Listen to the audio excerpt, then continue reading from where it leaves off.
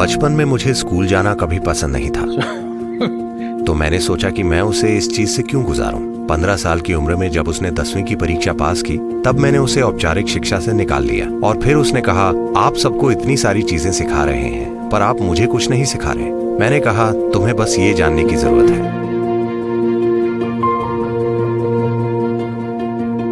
मेरे पास बहुत काम था, तो मैंने कभी ये सोचा ही नहीं हमारा अपना बच्चा होना चाहिए। पर मेरी पत्नी ने कहा, कम से कम एक। मैंने कहा, ठीक है, एक, सिर्फ एक। तो ऐसा हुआ, और जब वो छोटी थी, 3-3.5 महीने की, तब से मैं पूरे दक्षिण भारत में ड्राइव करता था। वो मेरी कार की आगे की सीट पर बंधी रहती थी। मैं अकेला कार चलाता था। मेरा एक हाथ यहां, एक हाथ स्टीयरिंग व्हील पर। ये वो समय था जब हम ईशा फाउंडेशन बना रहे थे, तो मैं बहुत ज्यादा यात्रा करता था, और वो मेरे साथ रहती थी जब वो 3.5 महीने की शिशु थी। तो पहले 4 साल वो मेरे साथ कार में बड़ी हुई और कई लोगों के घरों में भी। इसलिए वो हजारों लोगों से मिली, और उसने सीखा कि किसी भी घर का हिस्सा कैसे बना जाता है, कहीं भी, चाहे वो दुनिया का सबसे समृद्ध घर हो या एक आदिवासी का घर हो। मैं जहां कहीं भी रहा, मैंने पक्का किया कि उसका हर चीज से सामना हो। मैं नहीं चाहता था कि उसमें पूर्व धारणा की भावना विकसित हो, पसंद नापसंद की, कहाँ रहना है और कहाँ नहीं रहना है। और जब तक वो 3 साल की हुई, वो कम से कम 1000 लोगों को नाम से जानती थी, जिन्हें वो अपना दोस्त मानती थी। वे निश्चित रूप से उसकी उम्र के नहीं थे, सभी बड़ी उम्र के थे। तो जबरदस्त रूप से लोगों से सामना होता था। और मैंने सोचा कि मैं उसे स्कूल नहीं भेजूंगा, क्योंकि मुझे स्कूल जाना कभी पसंद नहीं था जब मैं छोटा था। तो मैंने सोचा कि मैं उसे क्यों इस चीज से गुजारूं। फिर जो इकलौती चीज जो मैं उसे उपलब्ध नहीं करा पाया, वो थे उसके हम उम्र के बच्चे।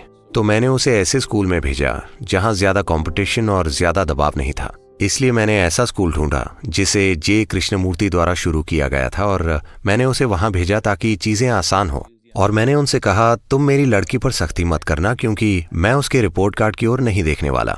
मैं नहीं पूछने वाला कि तुम्हारी रैंक क्या आई है, मैं नहीं पूछने वाला कि तुम क्या बनोगी। तो आपको उसके अंकों और उसकी शिक्षा की चिंता करने की जरूरत नहीं है। अगर वो खेलती है, अगर वो अच्छी तरह खाती है, तो मैं खुश हूं। वो बढ़ रही है, उसे अच्छे से खाना चाहिए।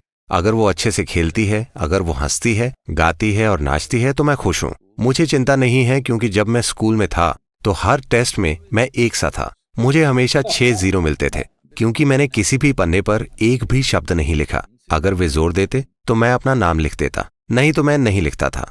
और फिर अंतिम परीक्षा होती थी, तब मैं सिर्फ 35 नंबरों के लिए मेहनत करता था, और मुझे हमेशा 35-36 ही मिलते थे। मैं हिसाब लगाता था। मैं 30 मिनट से ज्यादा कभी परीक्षा हॉल में नहीं बैठा।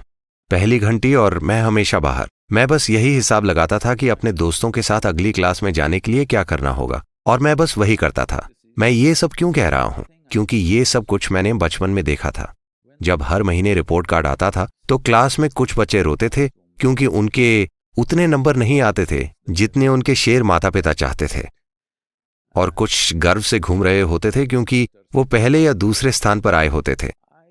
जब भी टीचर मुझे कार्ड देते, ये रिपोर्ट वाली चीज, मैं बस उसे लेता और अपने पिता को दे देता। मैंने कभी खोलकर नहीं देखा, क्योंकि मुझे लगता था कि ये टीचर और मेरे पिता के बीच की बात है। मैं दखल देकर नहीं देखना चाहता था कि क्या चल रहा है। तो मैंने खास तौर पर स्कूल के प्रिंसिपल से दरखास्त की, मेरी बेटी की शिक्षा के बारे में चिंता मत कीजिए। मैं चाहता हूं कि वो बस अपनी उम्र के बच्चों के साथ रहे, वो अच्छी तरह खाए।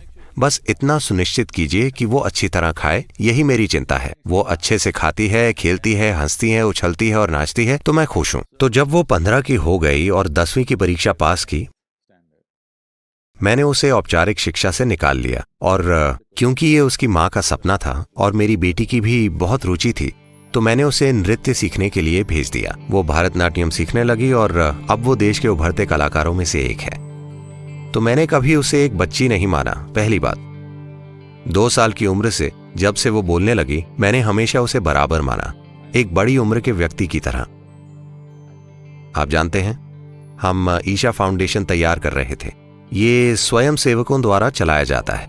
स्वयं सेवक का अर्थ है हम अलग अलग काम करते हैं, हम दुनिया भर में बिजनेस और बड़े प्रोजेक्ट्स चला रहे हैं। उनमें से सिर्फ कुछ टीचर प्रशिक्षित हैं, बाकी कोई भी अपने काम के लिए प्रशिक्षित नहीं है। ठीक है, क्योंकि मैं इंतजार नहीं कर सकता और आईआईटी या आईआईएम या ऐसी जगह से किसी को नहीं चुन सकता। वे जिन्हें आप सभी के द्वारा रिजेक्ट कर दिया जाता है, शायद वे मेरे पास आते हैं। जो भी आता है मैं उन्हें ले लेता हूं और इस काम उस काम हर तरह के काम में लगा देता हूं। तो जो काम एक शब्द में किया जा सकता है, मुझे 100 शब्द बोलने पड़ते हैं उन्हें समझाने के लिए, ताकि वे काम करते रहें, प्रतिबद्ध रहें, ताकि काम आगे बढ़े। और क्योंकि वे स्वयं सेवक हैं, आप उन्हें निकाल नहीं सकते। जो भी हो, आप उन्हें अकुशलता या किसी वजह से निकाल नहीं सकते।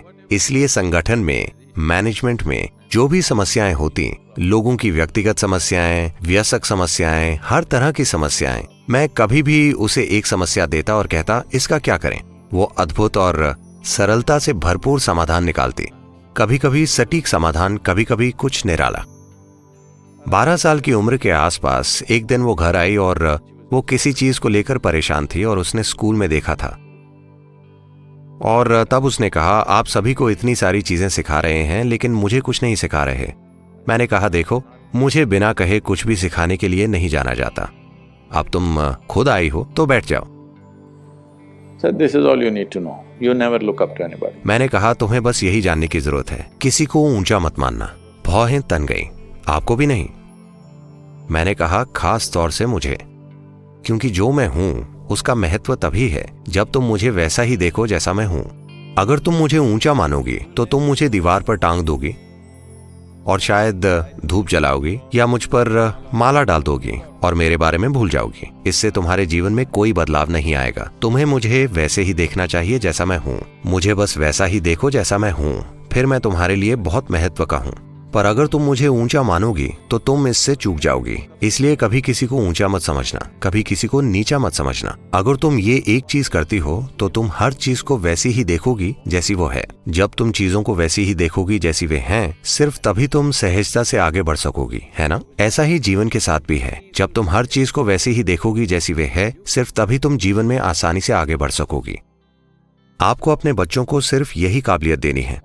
तो मैंने हमेशा उसके साथ बड़ों जैसा बर्ताव किया, कभी खुद को उससे ऊपर रखने की कोशिश नहीं की। मैंने यही बुनियादी परवरिश की कि उसे ना तो किसी को ऊंचा मानने की जरूरत है और ना ही किसी को नीचा मानने की जरूरत। बस हर चीज को वैसे ही देखो जैसी वो है।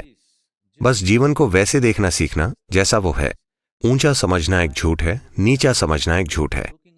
ऊंचा देखना एक तरह की पूर्व धारणा से होता है, नीचा देखना भी एक पूर्व धारणा से होता है। जीवन का हर रूप, हर चीज, चाहे वो जो भी हो, उसे आदर देने की काबिलियत होना, यही हमारी संस्कृति है। मैं चाहता हूं आप इसे समझें। कोई फर्क नहीं पड़ता कि कौन सी चीज है। अगर कोई कागज भी हो, जब हम बड़े हो रहे थे तो एक कागज पर भी पैर नहीं रख सकते थे। हाँ या ना? आप में से कई लोग इसी तरह अपने घरों में बड़े हुए हैं। बस एक छपा हुआ कागज, ये कुछ नहीं है।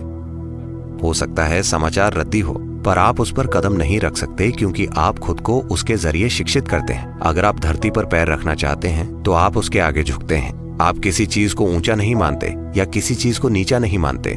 जो आप अपने भगवान के साथ करते हैं वही आप सबके साथ करते हैं। ये किसी सांस्कृतिक या धार्मिक तरीके से ना बताते हुए मैंने बस इसे उसके जीवन में उभारा और